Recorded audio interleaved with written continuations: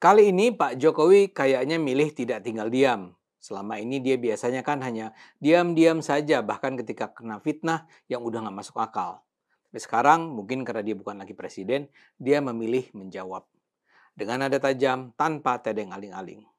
Dia menjawab tuduhan Hasto Kristianto yang sekarang sedang berada di tahanan KPK. Tim Sekjen PDIP ini kan meluncurkan sebuah video berisi testimoni Hasto yang entah kapan dibuat di akun YouTube-nya. Dalam beberapa menit, Hasto bicara tentang revisi Undang-Undang KPK yang selama ini memang sering dibicarakan orang. Muatan revisi KPK yang keluar tahun 2019 itu dianggap melemahkan posisi KPK. Misalnya saja, dalam revisi itu dikatakan bahwa KPK berada dalam jajaran eksekutif pemerintahan. Jadi, ketua KPK adalah bawahan presiden. Posisi KPK jadi tidak lagi independen karena bisa diintervensi presiden.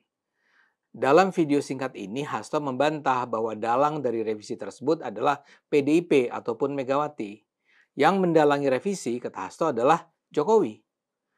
Saya sendiri nggak tahu siapa yang nuduh PDIP berada di belakang revisi. Tapi nampaknya bagi Hasto yang terpenting bukanlah soal PDIP-nya, tapi soal Jokowi. Dia itu hanya ingin mengatakan Jokowi adalah penjahat. Seperti dipaparkan Kompas.com dalam videonya, Hasto menuduh bahwa segala hal positif selalu diklaim oleh Jokowi, sedangkan hal buruk ditimpakan kepada PDIP. Ketika ada hal-hal yang positif, selalu diambil oleh Presiden Jokowi tanpa menyisakan benefit bagi kepentingan PDI Perjuangan, ujar Hasto. Hasto juga menegaskan bahwa PDIP berkomitmen dalam pemberantasan korupsi sehingga tuduhan bahwa partainya menginisiasi revisi Undang-Undang KPK adalah sesuatu yang tidak berdasar. Karena itulah tuduhan bahwa revisi Undang-Undang KPK diarsiteki oleh PDI Perjuangan itu sangat salah katanya. Dia juga mengklaim bahwa revisi Undang-Undang KPK dilakukan Jokowi untuk melindungi Gibran dan Bobi dalam pencalonan mereka sebagai wali kota. Hasto mengaku pernah bertanya langsung kepada Jokowi di Istana Merdeka mengenai pencalonan anak dan menantunya serta risiko politik yang mungkin muncul.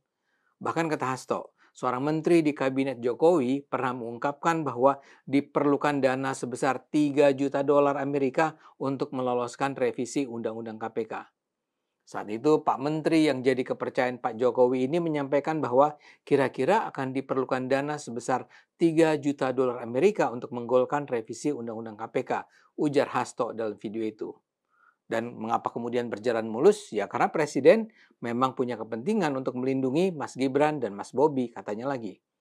Itulah cerita Hasto. Buat saya seluruh cerita itu nggak masuk akal. Dan sekarang respons Jokowi sebagaimana juga dikutip Kompas.com menunjukkan betapa kacaunya kisah Hasto. Jokowi mengutarakan bantahannya secara langsung. Dia minta Hasto dan kita semua menggunakan logika. Dia minta masyarakat menelusuri kembali kronologi pembentukan Undang-Undang KPK secara runut, sebagaimana yang dulu banyak diberitakan. Menurut Jokowi, sejak lama DPR memang berharap menggolkan revisi Undang-Undang KPK masuk dalam program legislasi DPR. Inisiatif untuk merubah undang-undang tersebut sudah dilakukan sejak 2015, sejak Jokowi menjalani tahun pertamanya sebagai presiden. Namun pada tahun itu sudah langsung ada ketidaksepakatan antara DPR dan pemerintah sehingga tidak jadi dibahas. Tapi DPR nampaknya tidak putus asa. Di setiap tahun berikutnya, DPR terus berusaha membahas revisi Undang-Undang KPK. Sekedar catatan, lahirnya sebuah undang-undang memang butuh kesepakatan antara DPR dan Presiden. Inisiatif rancangannya itu bisa dilakukan baik oleh DPR maupun Presiden dan pemerintah. Namun pada akhirnya rancangan itu harus disetujui bersama. Jadi DPR setiap tahun ketika itu mengajukan upaya revisi Undang-Undang KPK. Pada 2016, 2017, 2018, DPR terus berusaha agar RUU itu dibahas. Tapi tetap gagal karena penolakan pemerintah. Kemudian pada 2019, DPR kembali membahas revisi Undang-Undang KPK melalui prolegnas. Semua fraksi di DPR menyetujui pembahasan tersebut. Karena memang semua fraksi yang ada di DPR setuju, RUU itu sampai akhirnya dibahas dan digodok di rapat paripurna.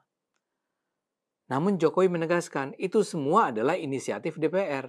Setelah DPR menyepakati revisi, lahirlah surat presiden surprise mengenai perubahan Undang-Undang KPK. Jokowi mengaku harus mempertimbangkan efek politik dari revisi Undang-Undang KPK karena semua fraksi di DPR sudah setuju. Kalau presiden masih tetap menolak, Jokowi khawatir semua fraksi akan memusuhinya. Bagaimanapun setelah itu, Jokowi tetap tidak menandatangani RUU KPK yang diusulkan DPR. Sebuah RUU yang sudah disepakati DPR dan pemerintah memang bisa saja tidak ditandatangani presiden. Sebelum revisi Undang-Undang KPK, hal serupa sudah pernah terjadi. Contohnya Undang-Undang Penyiaran tahun 2002 tidak ditandatangani Presiden Megawati. Tapi dalam 30 hari sejak DPR mengajukan naskah RUU tersebut harus disahkan sebagai undang-undang dengan atau tanpa tanda tangan Presiden. Inilah yang juga terjadi dengan revisi Undang-Undang KPK. Revisi Undang-Undang tersebut disahkan meski tidak ditandatangani Jokowi. Karena itu, Jokowi membantah testimoni Hasto.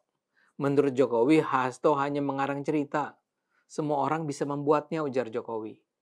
Dia juga membantah bahwa revisi Undang-Undang KPK berkaitan dengan pencalonan Gibran Rakabuming Raka dan Bobi Nasution pada pemilihan kepala daerah tahun 2019. Hubungannya itu apa? Coba pakai logika dong kita. Pakai logika, kata Jokowi dengan nada kesal. Terus terang saya senang dengan sikap Jokowi kali ini. Dia selama ini sudah terlalu banyak jadi sasaran fitnah.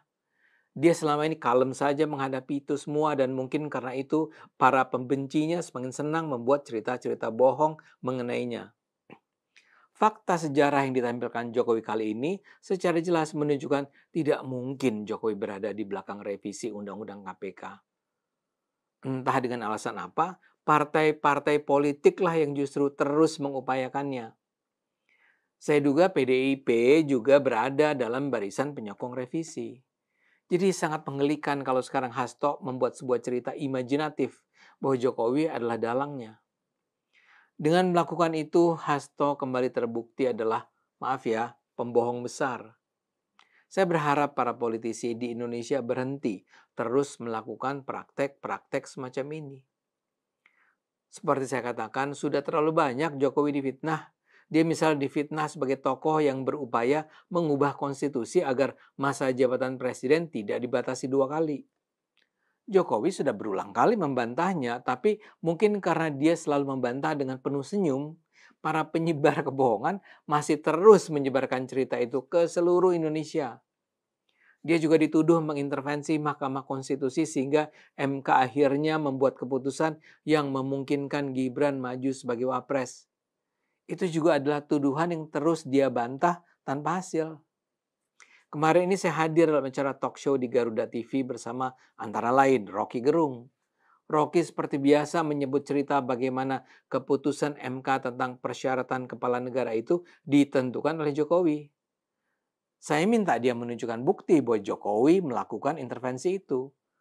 Rocky bilang setidaknya ada 7 disertasi selain disertasi Hasto sendiri di UI yang menjelaskan itu.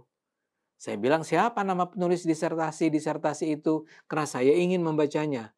Setelah nampak bingung, Rocky gagal menyebut satu saja nama. Saya percaya Rocky juga sekedar mengarang cerita dan itu kembali menunjukkan betapa mudahnya cerita bohong tentang Jokowi menyebar. Kebohongan itu terus menyebar dan disebarkan oleh mereka yang dianggap otoritatif. Karena itu saya menyarankan Jokowi untuk tidak bosan-bosan menceritakan kebenaran. Kebenaran harus terus ditegakkan karena para penjahat juga terus menegakkan kebohongan. Ayo gunakan akal sehat. Karena hanya kalau kita gunakan akal sehat, Indonesia akan selamat.